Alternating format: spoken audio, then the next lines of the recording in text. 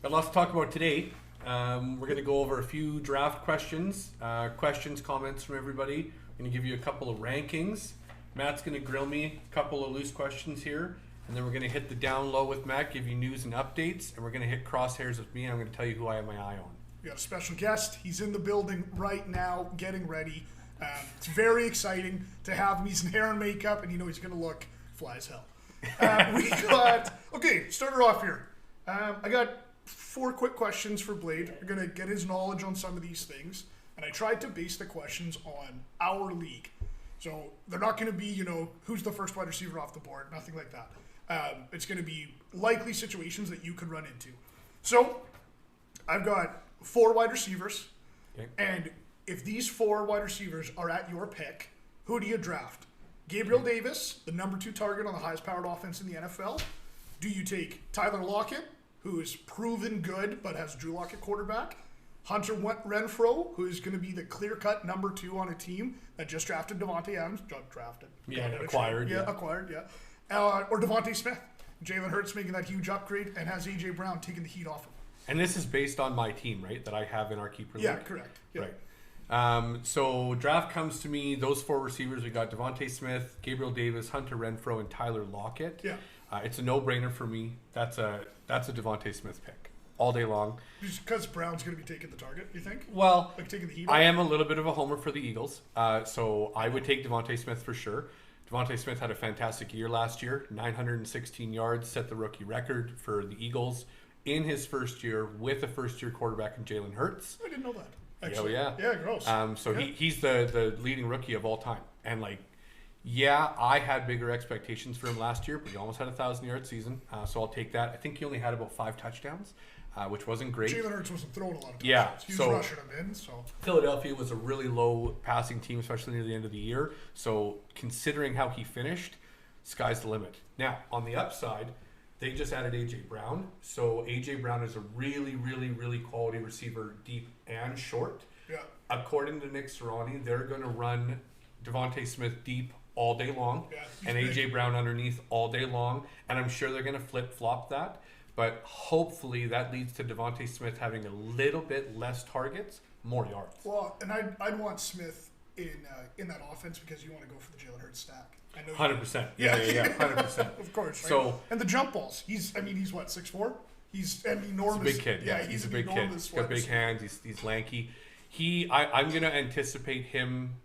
His average is about 14 yards a catch last year. I think his average is going to go way up. Yeah. That does sound high, but it's really not. So, A.J. Brown averaged 20 yards a catch in 2019. Right. So that was one of his best years. I think Devonta Smith is probably going to average something like 22, 23 yards per catch, but he'll probably only have 5 catches a game. Ideally. So probably around that 70 reception kind of year. 100 yards from a receiver in that pack, I'd be more than happy with that. Right? He catches five passes a game, probably 1 for a touchdown, probably almost every game. It's going to be silly. So he'll have 8 to 10 touchdowns, probably 100 yards or 80 yards on every game. That's a no-brainer pick. I don't see any of the other receivers doing that well. Obviously, Hunter Henry. Maybe Quez Watkins. That's right. In our list. So Gabriel Davis should be good. Yeah. As far as, you know what? I want to say as far as I'm concerned, he's the best receiver there, but that's not true. Hunter Renfro's unbelievable. Yeah. He was an all-star receiver last year, but is going to get outshined this year. No way about it. Just is what it is. Gabriel Davis should be good. He's also competing with Stephon Diggs. And Tyler Lockett is Tyler Lockett. He's always been okay.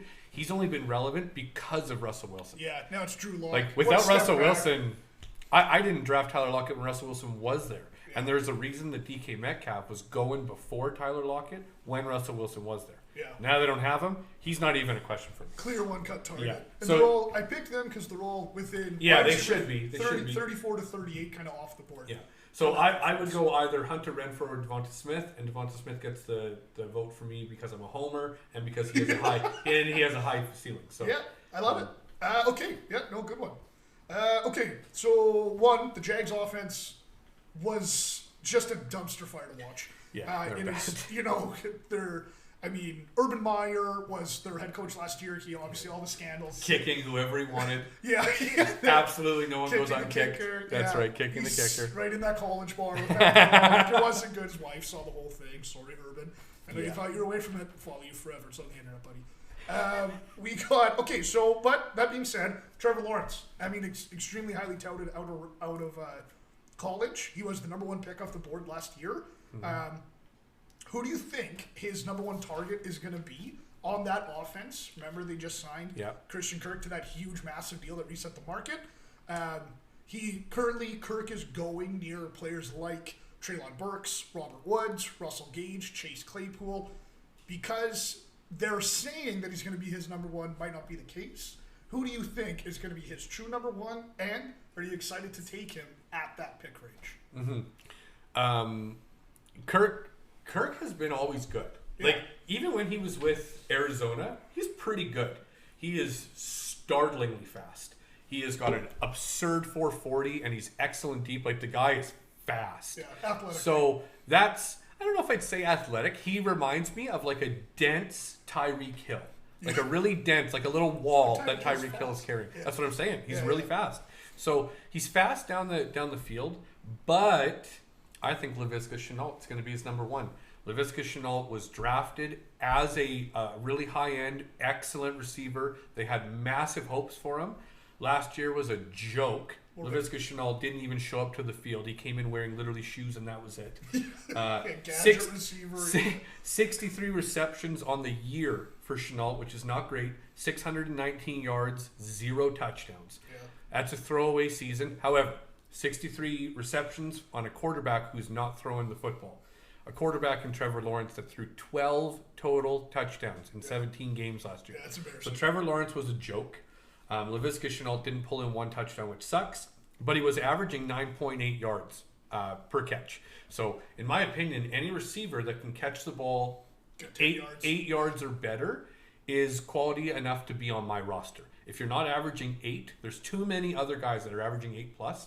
So Laviska Shenault was almost rounding out at 10. That's wide receiver 2 material. So in our league, you get 2 points for that catch. Yeah, exactly. So So in our league, it's 1 point for the reception, 1 point for every 10 yards. Yeah. So that's a 2-point catch that he's averaging. I will take a receiver that's averaging 2 points a catch in a season where his quarterback was absent. So if Trevor Lawrence comes back, has twice as good of a season, which is low expectations. Twice as good of a season sounds like a lot, but it's super low expectations when you only threw 12 touchdowns. So I expect Lawrence to come out, have a much better season with a fresh coach and a better team, fresh receivers. I see Trevor Lawrence throwing about 28, maybe 30 touchdowns, and Shenault absorbing about 8 of them. The Jags would love that. If he comes up throwing even double what he threw last year at 24, I'm sure the Jags consider that a lift. I just checked the math. So 63 by 17 is 3.75. 3.75 receptions per game. So in our league, if he's getting 2 points there, you're about 8 points out of that receiver per game.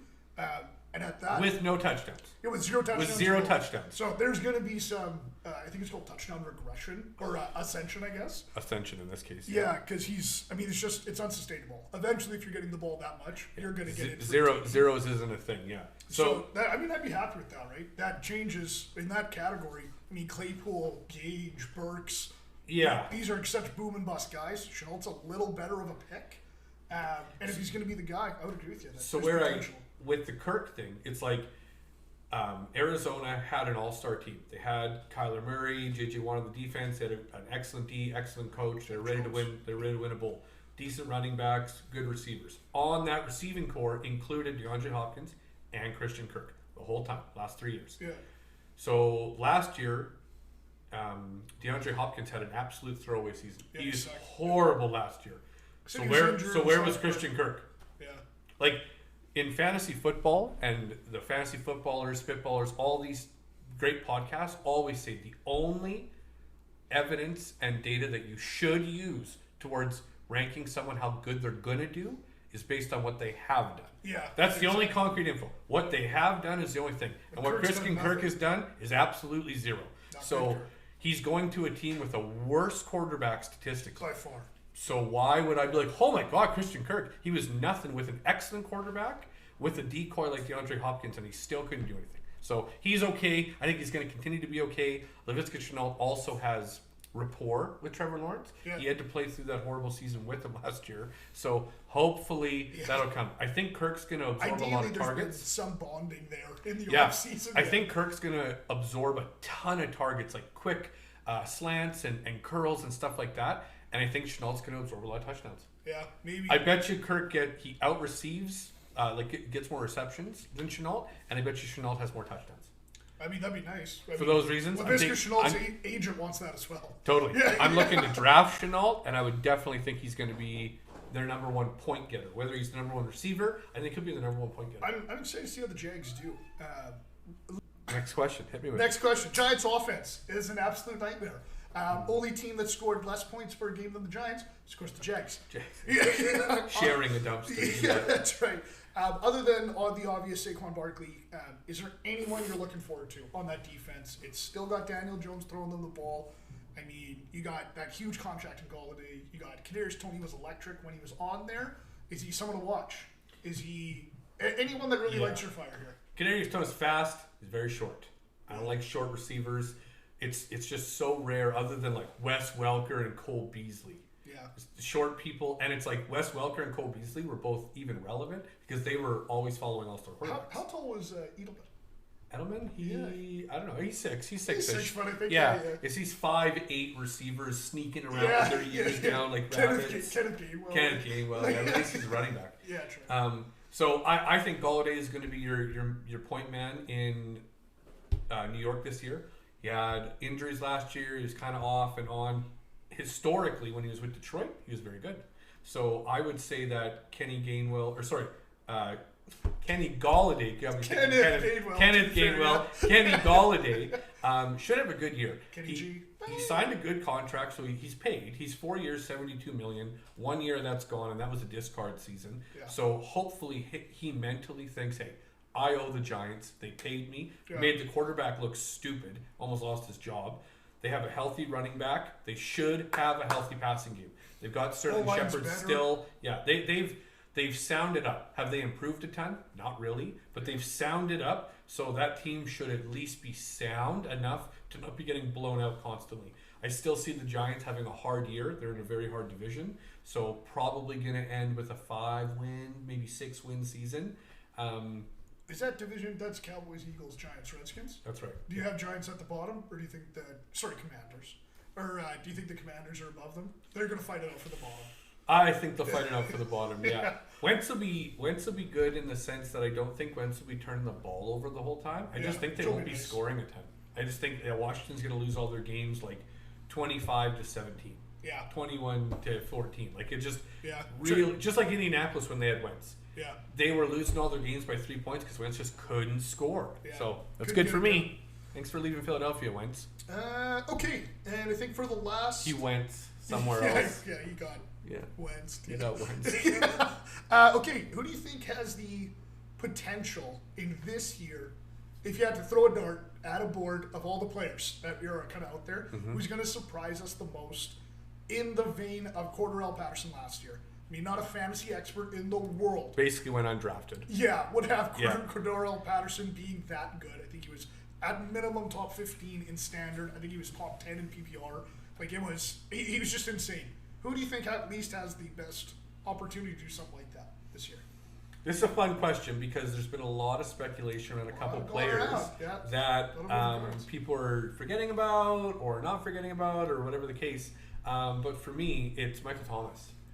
So everybody's ice cold on Michael Thomas. They took him out of the oven, they put him right in the freezer, and he's just hanging out there. He exists, but he's in the freezer and he's cold. He's so cold. Because Winston's not breathing. Yeah, and Winston's the one pulling the dish out of the freezer, and everyone's like, great, that Jameis Winston deserved. Greased up hands. Yeah.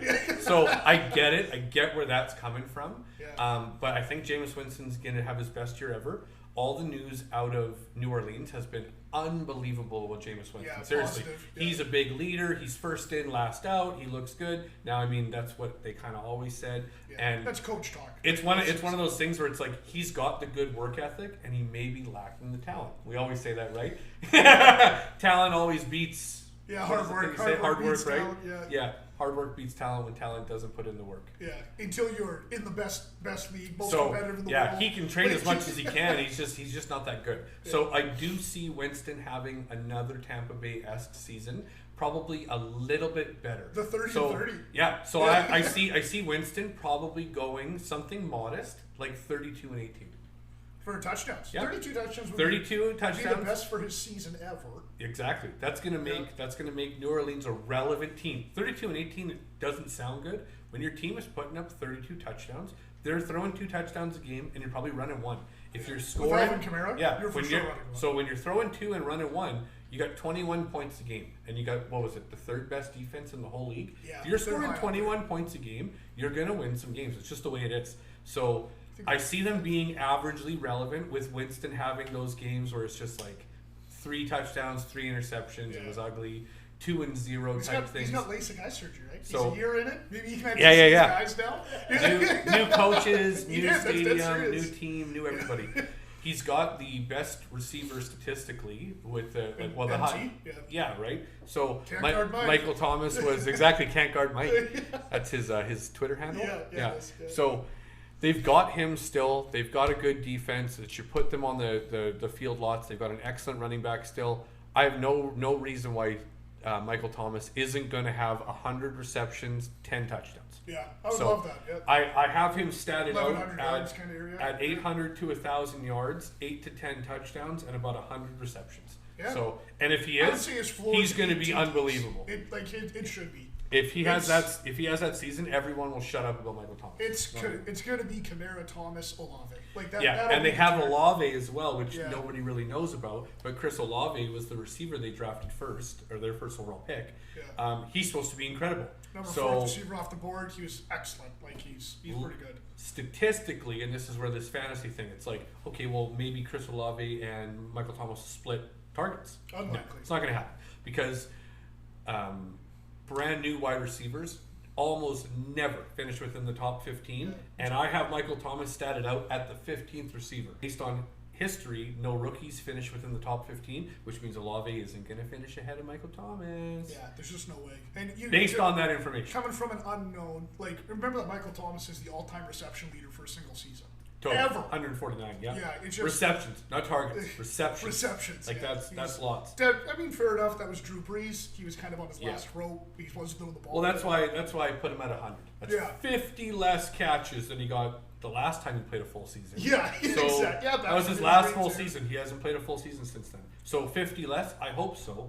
And that still puts Chris Olave at probably 60 receptions, 5-6 touchdowns. Yeah. Like I bet you he's still averagely relevant. I think you'd get a huge value pick if he got 650, 750 yards. I think that'd be enormous. Yeah. He's going, back into the 7th, 8th round. He's near guys that are irrelevant on teams. He has an actual opportunity. I have no doubt that Jameis Winston will be throwing the ball down the field for someone to try and catch, and Olave's 15 feet tall. I don't know if you saw his draft combine. He's 15 feet right on the dot. Wild. His vertical's absurd. Yeah. It's just Andre the Giant and Chris Olave are just 14-11.8. Yeah. They just rounded up to a 15 even. just crazy. And I've got some news actually about the Saints. Yeah, so with that being said, I'll flip it over to the down low with Matt, and Matt's going to give you a little news and notes around the league here. Yeah. So I've got just a couple things. Some happenstance going on. I'll go right off of the Saints news. I'm not sure if you guys remember that back in February, Alvin Kamara was involved in an altercation with a man in Las Vegas. The man allegedly was trying to get onto an elevator with Alvin Kamara and a bunch of his buddies, including one of the Chiefs' cornerbacks, Goodson maybe, and was trying to get in. Kamara stopped him with a hand on his chest. Then the guy shoved Kamara's hand off, and these are 4 NFL players, and they beat the absolute crap out of him. There's video of Kamara hitting the guy more than 8 times. He had a fractured orbital bone. It is not good. There's a press release this week that said that at minimum they're expecting 6-game suspension for Alvin Kamara, which brings us back to throwing the ball. A ton for Olave, Thomas, Pop, and Pop. I've kept Kamara, so Yeah, that's what was right there. The James Robinson. Yeah, and so we got, there's that. So they're thinking at least 6 games. I mean, we don't know what the NFL is going to do. They are really cracking down on some of this off-field stuff, which, it's just not good. So but of course, more situation to monitor. Yeah, that's becoming so frustrating and annoying. I'm so sick of every offseason. Half the time is spent on allegations and who's going to play and criminal stuff and off-season stuff. Like, I care about the football, and yes, I understand that with great power comes great responsibility, and they need to conduct themselves at a higher rate because their reach to the world is much greater than ours. Right? Exactly what you were talking about with Joe Rogan. He unfortunately reaches so many people, not unfortunately in a bad way, but Joe Rogan has such a deep reach. He needs to have a higher level of discretion than a regular person does because his influence, regardless of what he wants, is deeper. Yeah. And that's what football players have to go around. People, I just wish that it would stop. It's not like most years. It's every single year. You've got 3 star players maybe going to play. This year we've got Kamara, Deshaun Watson, DeAndre Hopkins. Hopkins, 3 star players gone. I don't even want to talk about it. How many others that I'm not naming? For there's no point in touching on Watson because we don't really know. But update on that scenario, of his 22 accusers, all but 4 have settled out of court. So there's only 4 willing. Sounds like at least 2 of them want to have their day in court. Settling, legally speaking, is good news for Deshaun Watson in general because, of course, he's going to be trying to not face criminal fines. Again, we don't know where the league is going to go. A league official here has said that he would expect at least a season, if not indefinitely, to suspend Deshaun Watson, which will be ugly. But that's it. We'll all talk about that. Now, on to more interesting news, but also a Browns quarterback. The Carolina Panthers and the Seattle Seahawks are in the worst bidding war of all time for quarterback Baker Mayfield, where no one wants to pay his salary. They're not willing to take him without the Browns paying an enormous percentage of it. Because, everyone's watched him play. I'm a Steelers fan.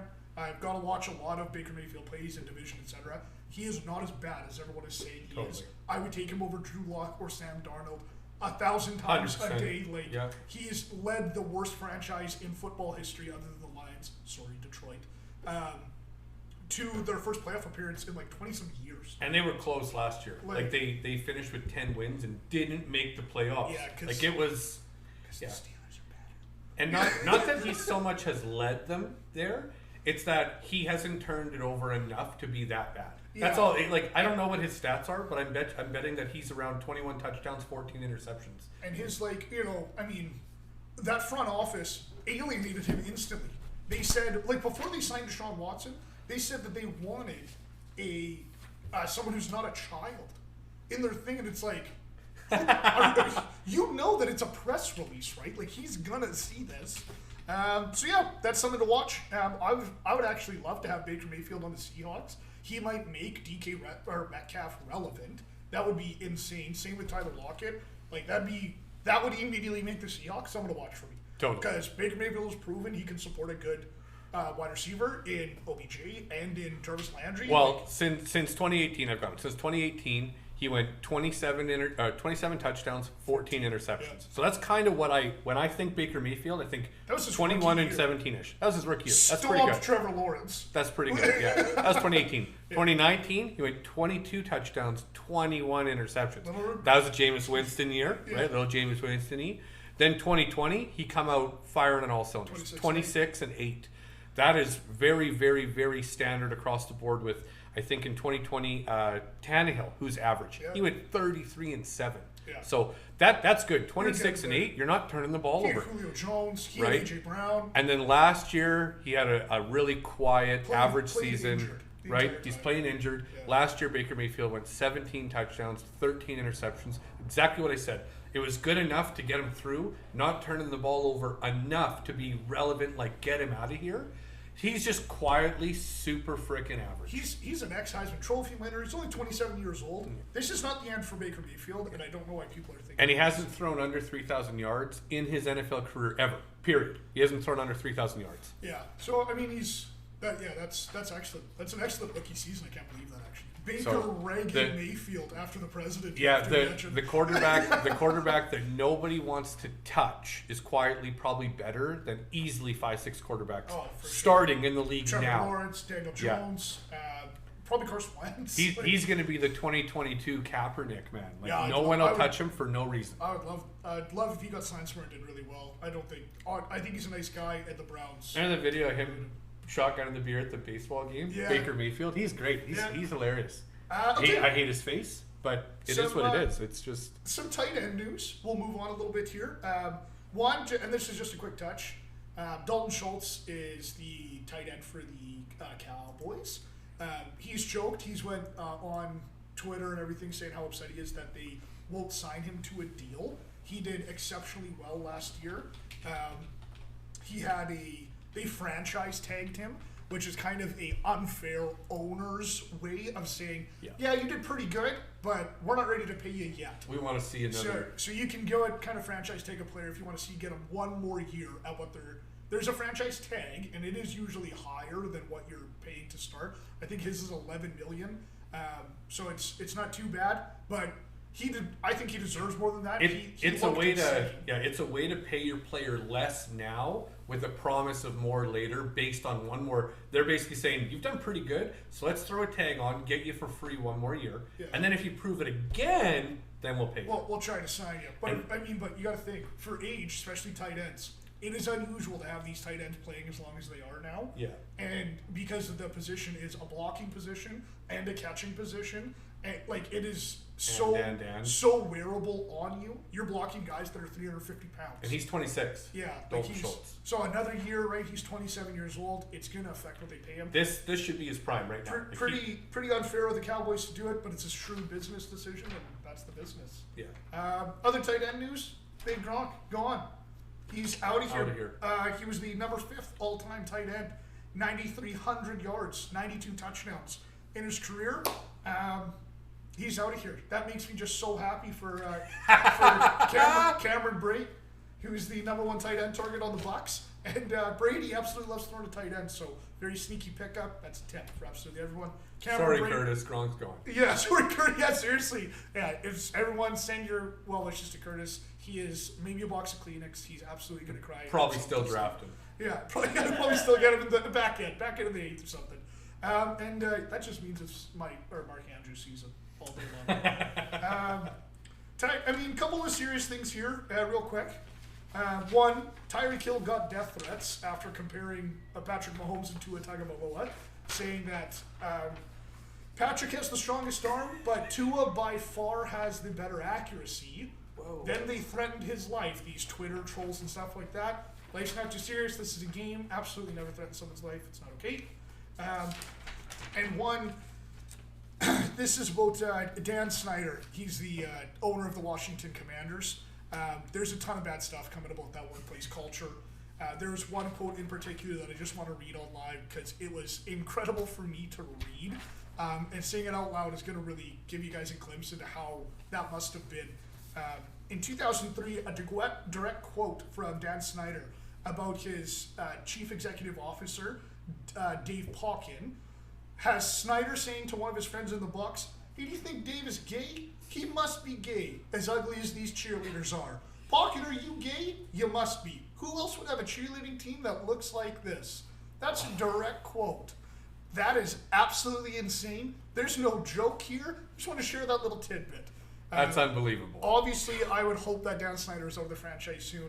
The Commanders have to move on. Yeah. It's been, as long as I've been watching football, there's been bad allegations about the Commanders, Redskins. It's never ending, man. They need to just clean the whole house out between, I don't even want to get into it, cheerleader stuff. This podcast is not about that bad stuff. That's wild. The Commanders are out of control. Their coaching staff, probably right to the GM, is out of control. The team sucks, for one. Yeah. So the general manager's not doing anything. Yeah. It's his job to chat with the scouts, come up with a game plan, and then draft a good team. It's his job to come up with trades. It's his job to hire the coaching staff. At least set up people that can do that for you if you're not going to do it. So the coaching staff suck. That's his job. So that's his problem. The team sucks. That's his job. The scouting sucks. That's his job. Yeah. Congratulations, you got Wentz.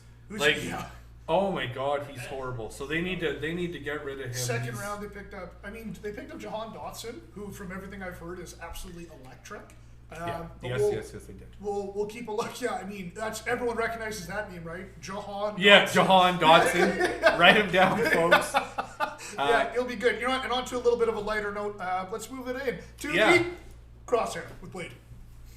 So we're going to do a little crosshairs here, show you guys who I've got my eye on, and we'll talk a little bit about that. Big surprise, it's A.J. Brown. Oh, yeah. The brand new Eagle. Eagles basically irrelevant to me. I'm basically a neutral fan. As you can see, I'm wearing a Rams jersey. Yeah. That's Donald, number 99. Right. Almost Defensive Player of the Year, AD. Yeah, Mr. Almost. Yeah, you betcha. So, just so everybody knows, we stat and do our analyzation based off of ESPN information. So it is coming off their website and various links through them and their fantasy information. Matthew Berry, all that kind of stuff. Might have different if you're on Sleeper and you're watching this, or if you're on Underdog or something like that. You're gonna have a little different rankings than us, which we expect you to. We are not by any means fantasy professional analysts with their team of researchers. It's two guys. This is in my kitchen. So right, have your faith a little bit here, but so everything we're pulling though is news accreditable. We are verifying it. It is coming from ESPN, so a lot of what we're saying hopefully is not rubbish. Yeah. But moving on, so we've got A.J. Brown. He's 24 years old. You love to see that. Nice young. Philly's in a rebuilding stage. Howie Roseman, Philadelphia's general manager, the guy's a genius. He's unwell. Seriously, like watching him do the draft this year was just puppets. It was just wild. Was that puppets? That was me doing puppet moves. Yeah. I like so reason being, that's of course how they acquired A.J. Brown. So Philadelphia traded their number 18 pick, so first overall 18th pick, and their 101 for A.J. Brown. That's it. A.J. Brown is coming to the end of his rookie season. So behind the scenes, what you don't know is that in the last year, A.J. Brown and the Titans have been working on a deal. Yeah. So they've been working on a deal to try to sign him, which is pretty normal. The last year of your rookie contract, they either try to franchise tag you or they put you on something or whatever the case. Depends how good you are. He's been insane. Yeah, so he's been quite good. They knew they had to sign him or someone else would, and? Yeah. Last 3 years he's been excellent, which is the only 3 years he's been in the league. His last year, he only played 13 games. He's normally not injured. So last year, he was injured 4 games. Did hurt his season a little bit, but he still had a good season. That being said, they traded him to Philadelphia for the 18th and the 101. 18th overall, they took... Treylon Burks. Sorry, Titans right here. 18th overall, they got Treylon Burks. So Treylon Burks is an excellent receiver. That's kind of what they traded in for, right? A fresh receiver trying to get another A.J. Brown. Treylon Burks finished with 11 touchdowns, 1,100 yards in college. His last year, his 2019 year or 2018 year in college, his 2021 year in college, he finished with over 1,100 yards, 11 touchdowns. That's fantastic. That being said, A.J. Brown's best year ever in the NFL is 11 touchdowns, just under 1,100 yards. So 2019, A.J. Brown finished with 8 touchdowns, just over 1,000 yards. 2020, 11 touchdowns, just over 1,000 yards.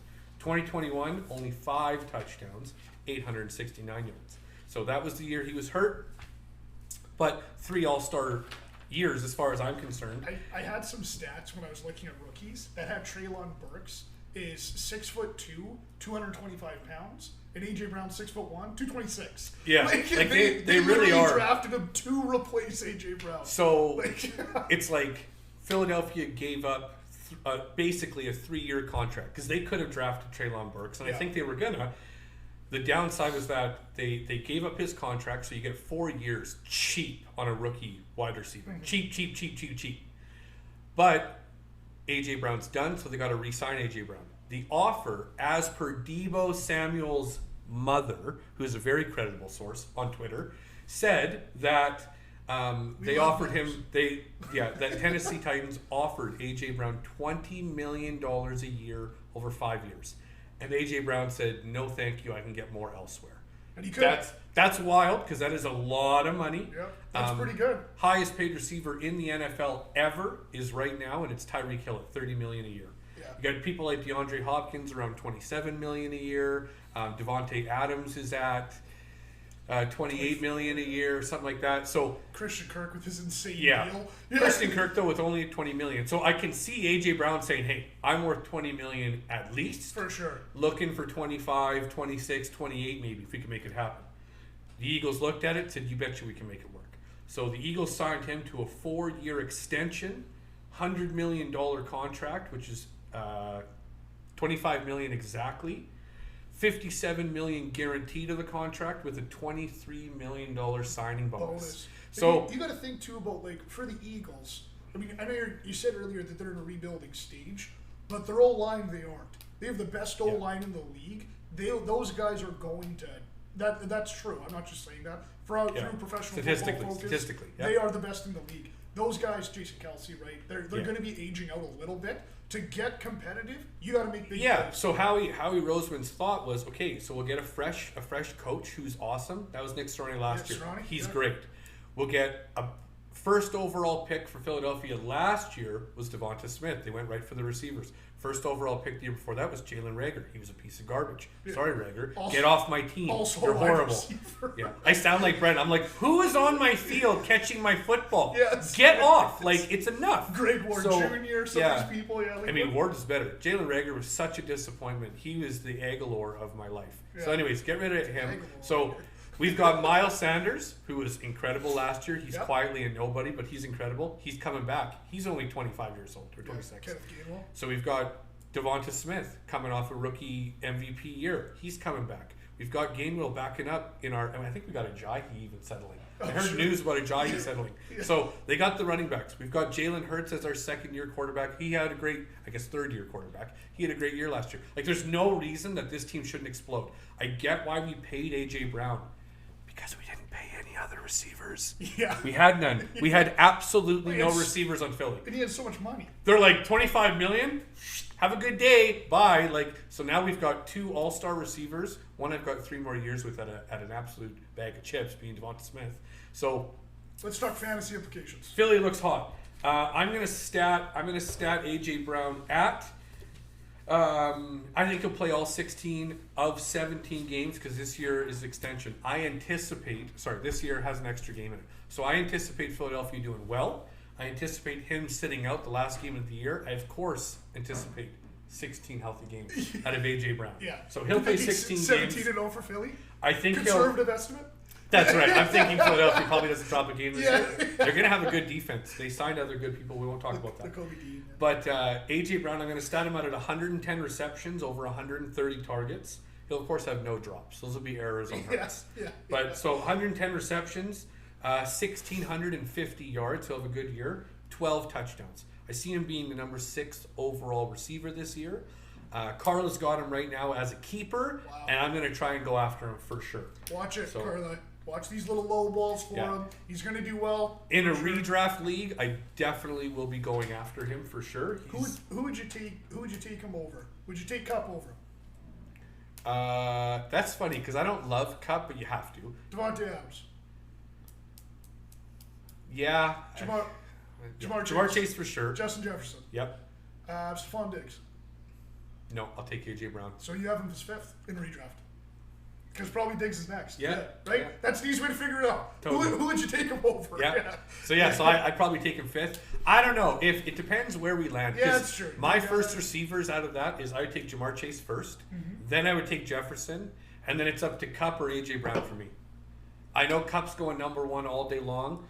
And then Devontae Adams. Right on that number 3 there. Kupp, Devontae Adams, AJ Brown. Because that's where he's going to finish, baby. So that's what I see. I haven't heard much out of training camp for AJ Brown. There hasn't been a lot of training camp going on yet. All of it is good news, of course. He played his college ball out of Old Mississippi. And you know I'm a Blindside fan. Watched it at least twice. So he came out of Old Miss. They drafted him 2.19. Yeah. And in the first 3 years that AJ Brown's been in the NFL, he's got 1 Pro Bowl. Oh, so love to see that. Yeah, he's only been in once in 2020, which was his 11 touchdown year. But we'll see. Mm-hmm. We will see. Moving on, let's go back into the main cast here. And let me grill Matthew with a couple of questions. Oh, yeah. I forgot about the questions. Yeah. Wonderful. And special guest, you'll be up here right away. Why don't you come get ready? Why don't you queue up your on deck? So, Matt, I just want you to tell me who's ranked higher. So, we're going to start with wide receivers. Okay. So, this is the rankings as per our Fantasy Keeper League, how it would rank. So, who's ranked? Just real quick, if you guys just want to peek Rick Arisman there in a Jalen Hurts jersey, Mr. Dallas Cowboys fan. He's wearing the rookie. What's all the Coca-Colas?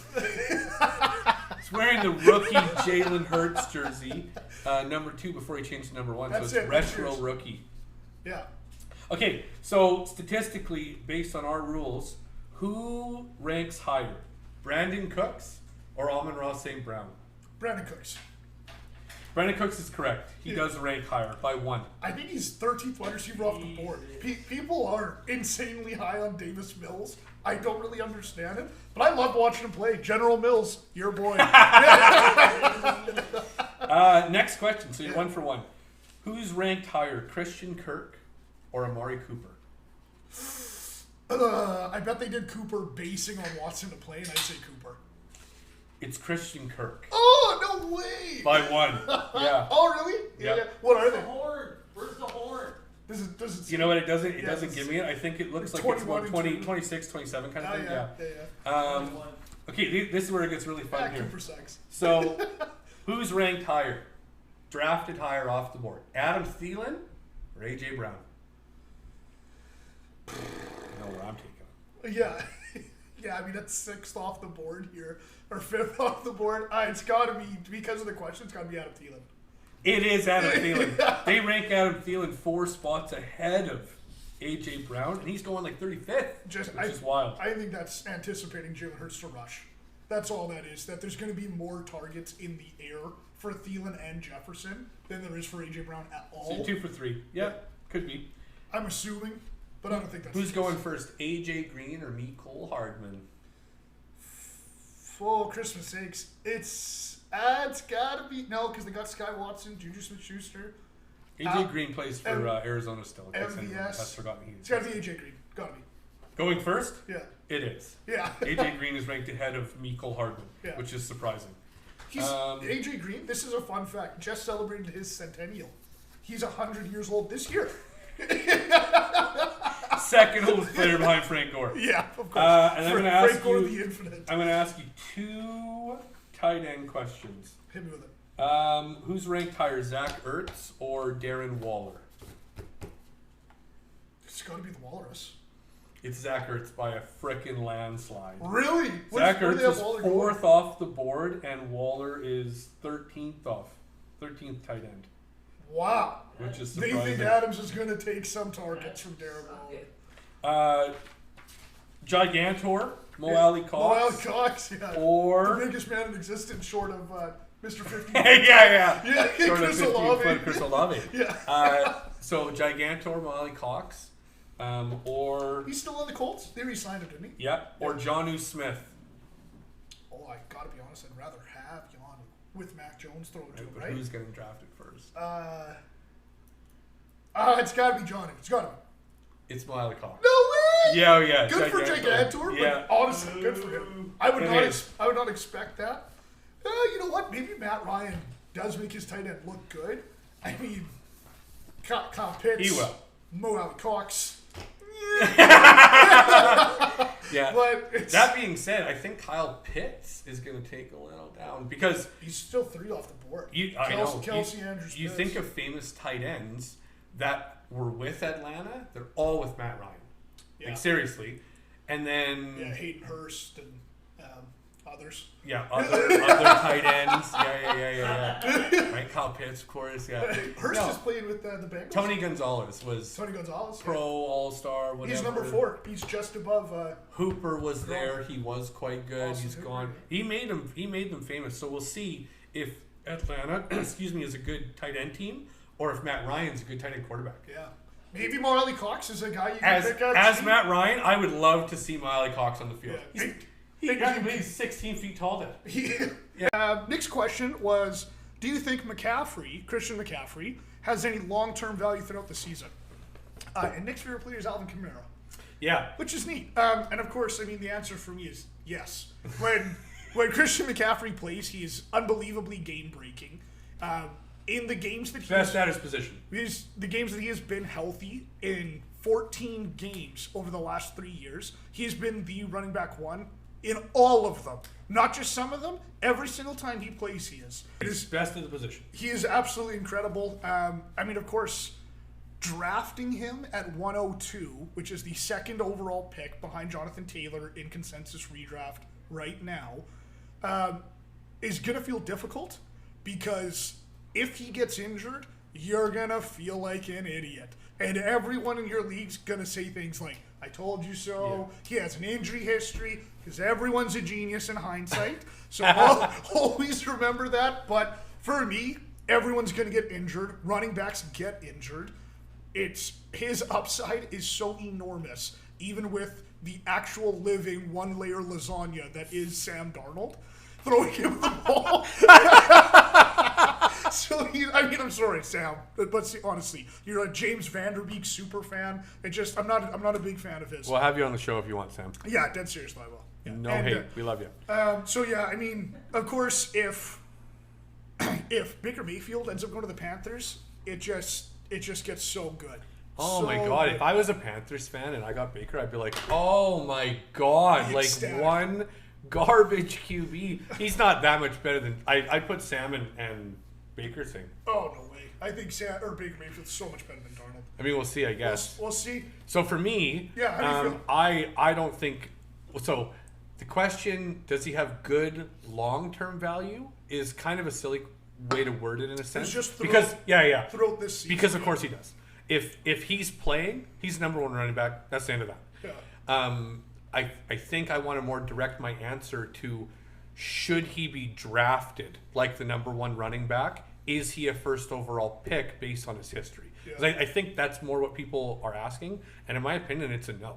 Just because the injury history scares you too much? Totally. Like, if you look, and I don't have a list in front of me, but if you look back at the running backs that have had major hamstring issues, they always come back and re-injure it. Like, almost always. Yeah. So, you look at people like Saquon Barkley and stuff. I called exactly what was going to happen with him 3 years in a row. And, of course, everyone's a genius in hindsight. Yeah. But when you watch ball long enough and you see these running backs that are it's not like they're just really good running backs. They are athletically sound. They are making cuts and jumps that to the human eye look like he's just fast. They are making cuts that our bodies could not handle. No. That would blow my legs apart. And when you're running at that high of a level, like Alvin Kamara doesn't run like that. No. Alvin Kamara is a limp noodle running through people, and he's just hard to tackle. The greased up deaf guy challenge. But like McCaffrey and Barkley, like they are running through you, around you, like they are. We got to watch Barkley blow his leg. Yeah. Out, and people who never watched football are like, that's bad. And we watched play after play. I was like, they got to take him out. He's gonna pull it. You could see him holding his leg. So that's what I think for McCaffrey. In a redraft, am I willing to burn my first overall pick on a maybe? Absolutely not. Giants deserve everything that happens to them. If McCaffrey was available in our Finders Keepers League, which he is not, but if he was, is he worth the first overall pick? All day long. Because he's technically a fourth round pick at that point. And am I taking McCaffrey in the fourth? You bet I am. I would take him as first overall. I'd take him without Jonathan Taylor. I don't think they repeat that season at all. Taylor's team. So Taylor Brown is the individual who's got McCaffrey as a keeper. Yeah. He got him in our draft last year. Yeah. He got auto-drafted first overall. Yeah, thanks for showing up to the draft, Taylor. Appreciate that. Sat on the bench, though, for almost the whole year. Yeah. Like, pretty much crippled that position, and that's a waste to me. So if I was Taylor, I would consider not keeping him. However, Taylor came back to win the league. Yeah. But not with McCaffrey. Yeah, but not with McCaffrey. Series of good decisions. Taylor's team, in my opinion, wasn't good enough to drop McCaffrey. Yeah. He didn't have a better keeper. Yeah. But if it was my team, I wouldn't keep McCaffrey. So not for long. I don't think McCaffrey owes me an entire year of all-star play before I'm going to consider McCaffrey ever. So that's my answer to McCaffrey. Love it. Love to hear it. Yeah. This is for Todd, who is he's a first-time fantasy football player. He's played NHL fantasy league, so he does know some fantasy stuff. But his question was, when did online fantasy football start, and when did it really take off? And then also, how many people participate in online sports? It's a good question. It's a great question. So when did it start has two kind of answers. Gridiron fantasy football leagues, which is where you would meet in a bar with your friends to come up with scoring systems, has been around for an extremely long time. Since 1962, when Bill Winkenbach, who is a owner of the Oakland Raiders, got together with some of his buddies and created the first system, which was the GOPPPL, or the Great Oakland Professional Pigskin Prognosticators League. Dead serious. If you're going to ask a question, Todd, you're going to get an answer. So they devised a rudimentary scoring system, drafted each player by hand on pieces of paper, and created the first known fantasy football league.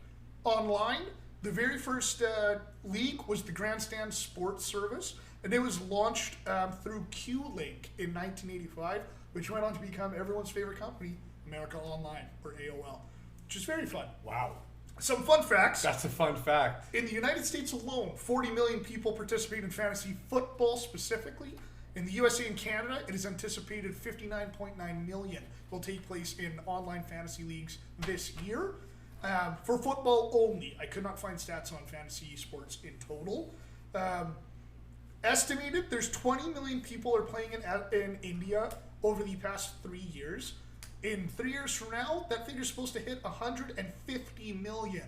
The leap is because the rest of the world is going to get internet through things like Starlink, et cetera, so these areas that have huge amounts of people but have no access are going to get it. The first thing they're going to do is play fantasy football. One thing that was not asked, but I think is excellent, is cost. They have done a workforce estimate. They believe that it costs $9 billion a year in lost revenue for fantasy football alone from workers doing stuff for their fantasy team.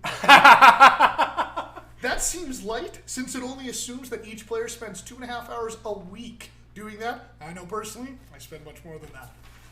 That's right. So there you go, Todd. There you go, Todd. That's your answer. Don't be wasting time at work. Yeah. Curtis had 3 questions. One of them was the power rankings, which I've done up and I'll send to you after this cast, and anyone else who wants them. We'll go through them on the next cast as well. Power rankings are going to be available. If you guys want them, of course, feel no obligation. But Curtis's first question actually touches on what Blade said earlier. With every first-year quarterback usually having a down year, their first time in the league, and Mac Jones actually having a good year in the middle of a New England rebuild, do you think he'll have a good enough fantasy value to be a starting quarterback this year? Which is difficult, and I think that I'll answer in a couple ways. We should start with Mac Jones' stats. So he had 3,800 yards, 22 touchdowns, and 13 ints. That is no question the best rookie quarterback last year. He was 13th in the league for yards, 14th for touchdowns, and 19th for interceptions. For the next 4 years, Mac Jones is going to be an excellent quarterback, and he was an excellent draft choice by the New England Patriots.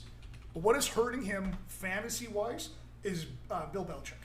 Bill Belichick does not play a game where he runs this toss-heavy offensive talent, lots of reaching downfield, and that's what you need. How many plays do you see Josh Allen, Patrick Mahomes, scrambling to the right, this huge bomb downtown to their best receivers? One, New England doesn't have a best receiver. They have Devontae Parker. Yikes. Well, He's good, but he's nowhere near these Diggs type players. He's not a number one. But they've got Kendrick Bourne as well. Yeah, and he was good. And Jacoby Myers. And now they got Devontae Parker. The thing with Devontae Parker is that he's got good hands. Yeah. And he's a speedster. He's like what DeAndre Hopkins was. You just throw it at him and it just sticks to his face and he just got it down the field. Yeah, he's just running. catches it. Like Devontae Parker is a good catching machine. And Kendrick Bourne and Jacoby Myers are not. No. Because they were dropping balls last year that could have made Mac Jones actually relevant. They have this rotating backfield in New England as well. Ramondre Stevenson and Bolton. Second biggest backfield, of course, Philadelphia. James White, James White. Yeah, Philadelphia was fun, hey? Because it was whoever you didn't start with touchdowns. absolute blast. I would take 3 running backs, all Philadelphia running backs in my FanDuel. Yeah. So yeah, seriously, yeah. No way, just one of them's gonna pop off. But yeah, I mean, with Stevenson and James White and these type of guys, right? They're gonna suck targets away from Mac Jones. The running game was good. New England was winning games on the backs of some of these 8 yards downfield pass, 2 yard slant, a 5 yard curl. And Mac Jones is putting it there with robotic like precision. He is quite good. He is going to be good until New England moves on. I do not see him being a fantasy relevant quarterback. By fantasy relevant, I mean a top 15er. Sorry, Curtis. I know you want more out of your boy in New England.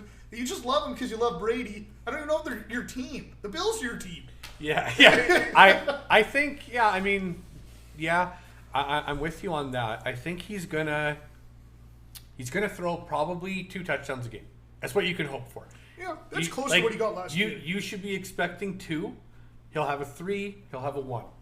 When's that going to happen? Is he going to have a 4 touchdown game this year coming up? I don't know. That puts him at 34 touchdowns, which is 12 more than he threw this year. Yeah, so I mean, that's the question you got to ask. Fantasy relevant. Does he rush? No. So that's 1 tick. And then is he going to have spike games? So spike games meaning right off the charts, abnormal. Yeah, pop 5 titties. So yeah, 5 titties, win your 4 game. titties, stuff like that, right? I don't think Mac Jones will. Do I think that the running game will have spikes? You betcha. Yeah. Damian Harris will have 2 rushing touchdowns. Damian Harris, that's right. Mac Jones will throw 2 touchdowns. And then Ramondre Stevenson will have 1. Yeah, and some other guy will have 1. And New England will have scored 6, 7 touchdowns. Mac Jones only going to throw 2 of them, though. And that's just what's going to happen. Your spike weeks are going to be a 3rd touchdown. So, Mac Jones throws for 265 yards, 3 touchdowns. That's going to give him about 26 points. Is that fantasy relevant? Not really.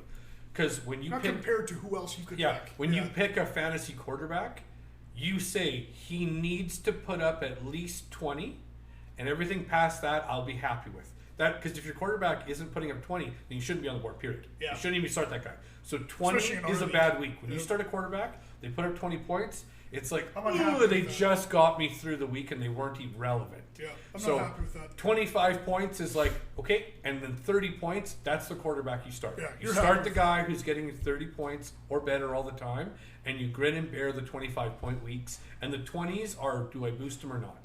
And that's going to be Mac Jones. Your good week with Mac Jones is going to be 25 points. Yeah. So I'd say probably at the top. I don't see starting Mac Jones. Yeah. It's based tough. on that. Curtis's second question was, how do we think Tyreek Hill's value has changed now that he's no longer with Patrick Mahomes? And I'm going to answer that kind of in 2 ways. And the first way is literally, he went 6 wide receiver spots down. From the number 1 wide receiver off the board last year to projected number 7 now. He is right along the side with CeeDee Lamb, Stephon Diggs, Jamar Chase. Lamb, Diggs, Chase, Adams, Jefferson, and Kupp are the wide receivers above him, and A.J. Brown now, because he just got signed to the team before these rankings were done. And Keenan Allen is right underneath him. So that's kind of what you have to think now. You are not going to be getting the Tyreek Hill that you were getting. Tua Tagovailoa is a good quarterback. He is not an excellent quarterback. Patrick Mahomes is. He's not Patrick Mahomes. Yeah. Not even close. That is by one thing inside my list here. Let's be honest, Tua's not Patrick. No. They aren't the same person no matter what Tyreek is putting in Twitter and getting death threats for. He isn't. He had a good team last year, and they were laughable until the very end of the year. That being said, it's a different coach, and the ownership has changed their tune after they almost got a lawsuit against them. Yeah. So we'll see. But Jalen Waddle has a built-in connection with Tua Tagovailoa. He was sucking up a ton of targets before he was there, or before Tyreek was there. Mike Gesicki is always somehow around in the end zone to sneak a touchdown. Funny enough, I think Tyreek will be on the exact same pace.